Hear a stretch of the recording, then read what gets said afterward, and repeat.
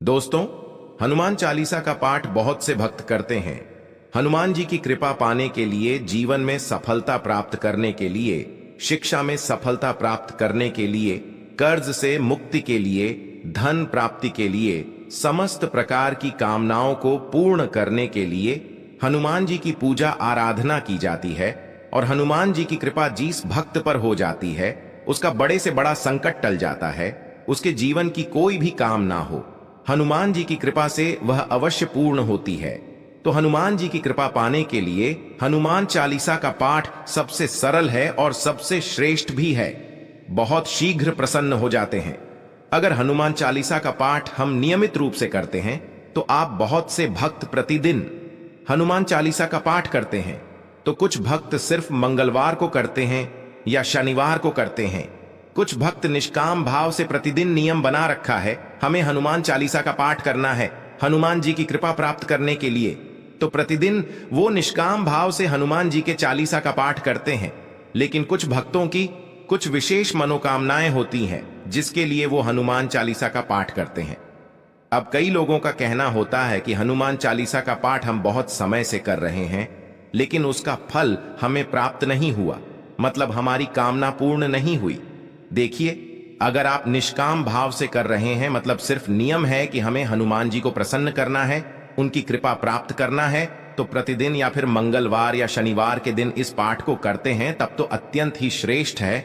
लेकिन अगर आपकी कोई विशेष कामना है तो आपको कुछ विशेष नियमों के साथ हनुमान चालीसा का पाठ करना चाहिए। निश्चित ही हनुमान चालीसा इतनी अधिक शक्तिशाली है कि अगर आप इस पाठ को नियम पूर्वक करते हैं, कुछ विशेष विधि से करते हैं, तो निश्चित ही आपकी जो भी कामना होती है वह पूर्ण होती है। तो आज के वीडियो में हम आपको बताने वाले हैं कि किस प्रकार से अपनी कामना के लिए हमें हनुमान चालीसा का पाठ करना चाहिए। किसी भी प्रकार की आपकी कामना हो, इस विधि से अगर आप हनुमान चालीसा का पाठ करेंगे, इन नियमों का पालन करेंगे, निश्चित ही मात्र 11 दिन में आपकी मनोकामना पूर्ण होती है।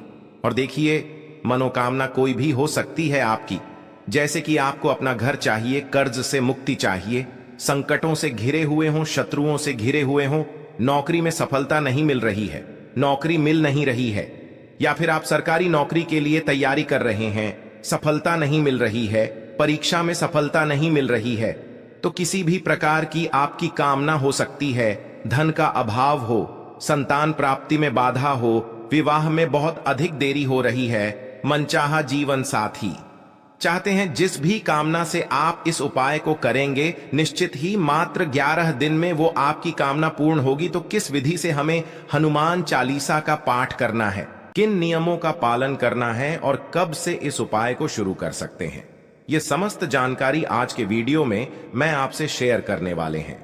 तो वीडियो को पूरा जरूर देखिए, और अगर ये आपको आज की वीडियो अच्छी लगे तो लाइक भी जरूर कीजिए, शेयर भी जरूर कीजिए दोस्तों में। और चैनल पर पहली बार आए हैं, अगर अभी तक आपने चैनल को सब्सक्राइब नहीं किया है तो चैनल को सब्सक्राइब कर लीजिए अगर आपको आज की वीडियो अच्छी लगे तो, और साथ ही बेल आइकन को भी प्रेस कर लीजिए। इससे यह होगा कि इस चैनल पर जो भी नई वीडियो अपलोड होंगी उनकी नोटिफिकेशन आपको सही समय पर प्राप्त हो जाएगी। बात करेंगे हनुमान चालीसा का पाठ हमें कब से शुरू करना चाहिए। तो देखिए, हनुमान चालीसा का पाठ आप मंगलवार से शुरू कर सकते हैं, या चाहें तो आप शनिवार से भी शुरू कर सकते हैं।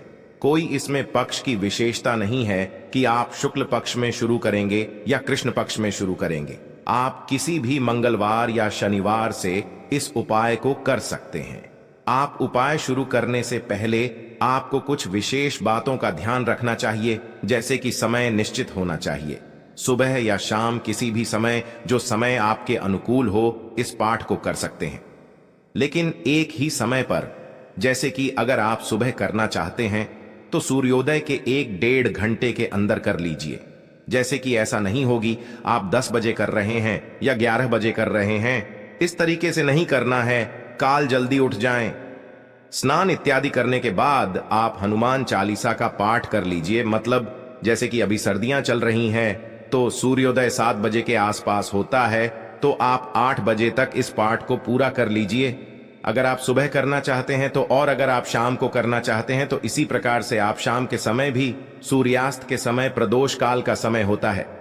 भगवान हनुमान जी की पूजा के लिए तो आप शाम के समय भी 7 बजे से पहले पहले कर लीजिए तो बहुत अच्छा रहेगा, लेकिन समय एक ही होना चाहिए।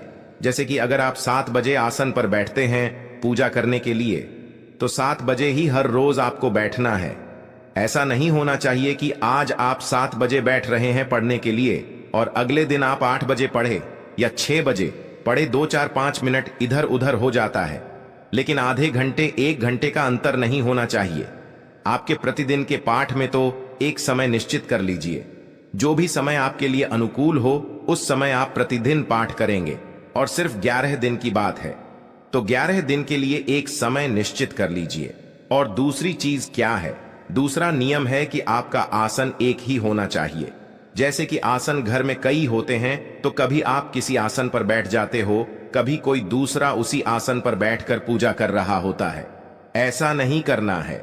एक आसन निश्चित कर लीजिए कि आप उस आसन पर बैठकर पूजा करेंगे, कोई दूसरा व्यक्ति उस आसन पर बैठकर पूजा ना करें। वैसे ये नियम हमेशा ही होना चाहिए कि प्रति व्यक्ति जो भी पूजा कर रहा है उसका आसन अपना अलग होना चाहिए, क्योंकि आसन की सिद्धि बहुत महत्वपूर्ण होती है। तो अपना एक आसन निश्चित कर लीजिए, उसी आसन पर बैठकर आपको पूजा करना है। लाल रंग का आसन होना चाहिए। हनुमान जी की पूजा में स्थान एक ही होना चाहिए। जैसे कि आप घर के मंदिर में पूजा कर रहे हैं, प्रतिदिन एक ही स्थान पर बैठकर आपको पूजा करना है। और इस पाठ को करते समय आप प्रतिदिन लाल रंग के वस्त्र धारण करें तो अत्यंत श्रेष्ठ होगा। लाल रंग के वस्त्र अगर आप प्रतिदिन धारण नहीं कर पाते हैं या आपके पास नहीं है, तो ऐसे में आप हल्के रंग के वस्त्र धारण करें। और जितने दिन तक आप ये पाठ कर रहे हैं उतने दिनों तक आप मांस मदिरा का सेवन नहीं करेंगे। इस बात का भी आपको ध्यान रखना है। इन नियमों का पालन करते हुए अगर आप हनुमान चालीसा का पाठ करते हैं तो निश्चित ही आपकी कामना पूर्ण होगी। पर यह नियम बहुत आवश्यक है, जैसे कि एक ही समय पर प्रतिदिन बैठना और एक ही स्थान पर बैठना, एक ही आसन पर बैठना, यह बहुत महत्वपूर्ण होता है। किसी भी कामना की सिद्धि के लिए अगर हम पूजा कर रहे हैं, मंत्र जप कर रहे हैं, तो इन नियमों का पालन बहुत आवश्यक होता है। और अब जान लेते हैं कि हनुमान चालीसा का पाठ आपको करना कैसे है। देखिए, बहुत आसान है। आपको प्रतिदिन 7 बार हनुमान चालीसा का पाठ करना है। तो इसके लिए हनुमान जी की मूर्ति होनी चाहिए आपके सामने, या तस्वीर होनी चाहिए जिसके सामने आप आसन लगाकर बैठकर पूजा करेंगे। जिस भी देवी देवता की हम पूजा आराधना करते हैं, उनकी तस्वीर या मूर्ति का होना हमारे सामने अत्यंत आवश्यक है। उनके सामने ही हम शुद्ध घी का दीपक प्रज्वलित करते हैं। तो आप चाहे तो हनुमान जी के सामने शुद्ध घी का दीपक प्रज्वलित कर सकते हैं, नहीं तो चमेली के तेल का दीपक हनुमान जी को बहुत प्रिय है, तो चमेली के तेल का दीपक प्रज्वलित कीजिए। अब बहुत से लोगों के प्रश्न आते हैं कि दीपक हम आटे काले, मिट्टी काले, धातु काले, किस चीज का ले? देखिए, इन सभी चीजों को लेकर मन में इतना संशय नहीं रखना चाहिए। आपके घर में जो मंदिर में जो भी दीपक प्रज्वलित करते हैं, आप उस दीपक में चमेली का तेल डालें। बाती जो भी आप प्रयोग करते हैं, रुई वाली कोई सी भी बाती डालकर और दीपक प्रज्वलित कर दीजिए। हनुमान जी के सामने अब एक तांबे के पात्र में शुद्ध जल भरकर भगवान हनुमान जी के सामने रखी है, क्योंकि यह कलश के रूप में हम स्थापित करेंगे तो कलश में जल भरना है। गंगा जल हो तो गंगा जल भी डाल सकते हैं, थोड़ा सा ना हो तो सिर्फ शुद्ध जल डाल दीजिए। 1 रुपए का सिक्का या 5 रुपए का सिक्का, जो भी आपके पास धन स्वरूप में, सिक्का स्वरूप में कोई पैसा हो, उसके अंदर डाल दीजिए और 2 लौंग डाल दीजिए। कलश के ऊपर एक प्लेट रख दीजिए या पात्र रख दीजिए, जिससे कि वो ढक जाए पानी, क्योंकि इस कलश को हमें 11 दिन तक रखना है। पूजा के बाद ही हम इस कलश को उठाएंगे। और कई लोगों का प्रश्न आ सकता है कि तांबे का पात्र नहीं है कलश के लिए, तो कौन सा पात्र रखें? देखिए, तांबे का नहीं है तो कोई सा भी पात्र जो आपके घर में उपलब्ध है, स्टील का, पीतल का, जो भी पात्र आपके घर में है या पूजा स्थल पर है, आप उसी पात्र को कलश स्वरूप में रख सकते हैं।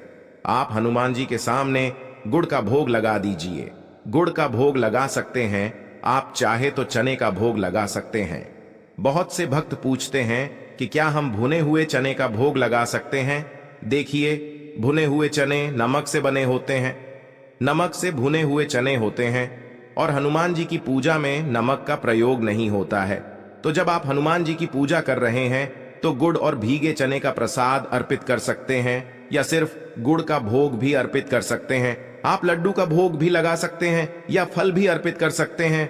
हर रोज हमें भोग अवश्य अर्पित करना है, इस बात का ध्यान रखिए। और अब आप हनुमान जी के सामने अपने मन की जो कामना है उसे पूर्ण करने के लिए प्रार्थना करिए। आप हनुमान जी के सामने संकल्प लीजिए कि 11 दिन तक आप प्रतिदिन 7 पाठ करेंगे। आपकी जो भी कामना है साथ में कहिए, जो भी आपकी कामना हो, जैसे कि आपको घर की कामना है, आपने या आपके विवाह में बहुत अधिक देरी हो रही है, मनचाहा जीवन साथी चाहते हैं, संतान प्राप्ति में बाधा है, कर्ज या बीमारियों से घिरे हैं, कोई भी आपकी कामना हो सकती है। मैं बहुत थोड़ी सी चीजें बता रहे हैं, हो सकता है आपकी कामना इससे अलग हो। जो भी आपकी इच्छा हो, हनुमान जी से उसे पूर्ण करने के लिए प्रार्थना कीजिए और पूरी तरह से आप समर्पित भाव से मन की कामना कहते हुए और हनुमान जी के सामने इस पाठ को करेंगे। प्रतिदिन 7 पाठ हनुमान चालीसा का करना है आपको, तो बहुत जल्दी जल्दी पढ़ने का प्रयास ना करें, अच्छी तरह से उच्चारण करें और पूरे श्रद्धा भाव से हनुमान जी के सामने इस पाठ को करें। और पाठ पूरा होने के बाद आप हनुमान जी की कपूर से आरती कीजिए। हनुमान जी की आरती कपूर से करने से एक तो मन से नकारात्मक ऊर्जा दूर होती है, घर से नकारात्मक ऊर्जा दूर होती है, विचारों से नकारात्मक ऊर्जा दूर होती है।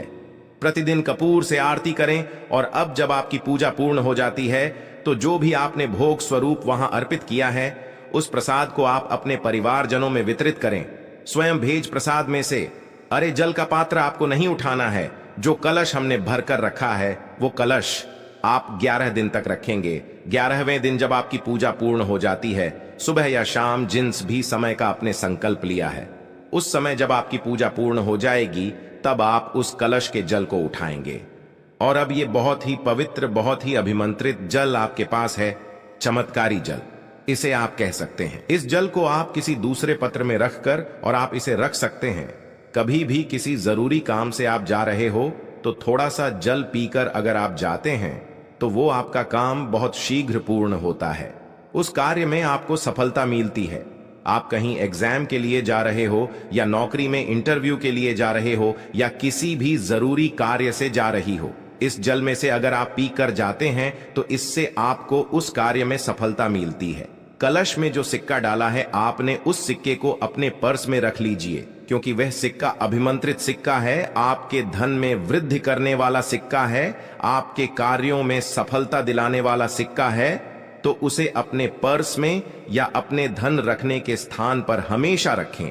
और जो लौंग आपने रखी थी वो लौंग भी निकाल कर अपने पर्स में रखी है, अपने पास रखिए, से आपको आपके कार्यों में सफलता मिलेगी।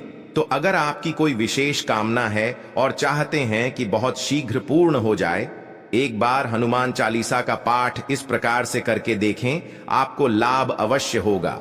आप देखिए, कोई छोटी सी मनोकामना हो तो 11 दिन के अंदर ही पूर्ण हो जाएगी, लेकिन कोई ऐसी मनोकामना हो जिसके पूर्ण होने में समय लगता है, मान लीजिए आप अपना घर चाहते हैं तो 11 दिन की हनुमान चालीसा में 11 दिन के अंदर घर नहीं होगा, लेकिन आपके घर बनने के मार्ग में जो भी बाधाएं आ रही थीं वो दूर होंगी और शीघ्र ही आपको अपना घर भी प्राप्त होगा। मतलब डी से बड़ी मनोकामना इस उपाय को करने से पूर्ण हो जाएगी। बस आप धैर्य बनाए रखें, हनुमान जी की शरण में रहे, अपनी भक्ति पर पूरा विश्वास रखें और हनुमान जी की शक्ति पर पूर्ण विश्वास करें। एक बहुत जरूरी प्रश्न, बहुत सारी लड़कियों के प्रश्न आएंगे कि क्या हम इस उपाय को कर सकते हैं? जी हाँ, बिल्कुल कर सकते हैं। हनुमान चालीसा का पाठ लड़कियां कर सकती है, हनुमान जी की पूजा भी लड़कियां कर सकती हैं, बस उनको स्पर्श ना करे, सारे उपाय आप कर सकती है। जैसे कि अभी जो मैंने पूजा बताई, आप पूरी पूजा विधि से इसी प्रकार कर सकते हैं। हनुमान जी को स्पर्श करके जो तिलक लगाने का काम है वह सिर्फ पुरुष करेंगे, वो स्त्रियां नहीं कर सकती हैं। पीरियड के समय में आपको इस उपाय को नहीं करना है, तो 11 दिन शुद्ध अवस्था में निकाल लीजिए ताकि आप लगातार 11 दिन तक इस उपाय को कर सके। और बीच में मैं बताना भूल गई वीडियो में कि आप जो भी पूजा करेंगे, जो भी इस उपाय को करेंगे, हनुमान चालीसा का पाठ जो भी करेगा, चाहे वो स्त्री हो पुरुष हो, अपने मस्तक पर भी आपको लाल टीका लगाना है, यानी कि जो रोली का तिलक आप हनुमान जी के मस्तक पर लगाएंगे तो अपने मस्तक पर भी आपको तिलक लगाना है। और स्त्रियां जो इस उपाय को करेंगे हनुमान जी के चरणों में सिंदूर अर्पित कर सकती है। उनके मस्तक में उनको स्पर्श करके तिलक नहीं लगाना है। बस इस बात का ध्यान रखें तो अपनी मनोकामना को पूर्ण करने के लिए एक बार इस प्रकार से हनुमान चालीसा का पाठ अवश्य करें।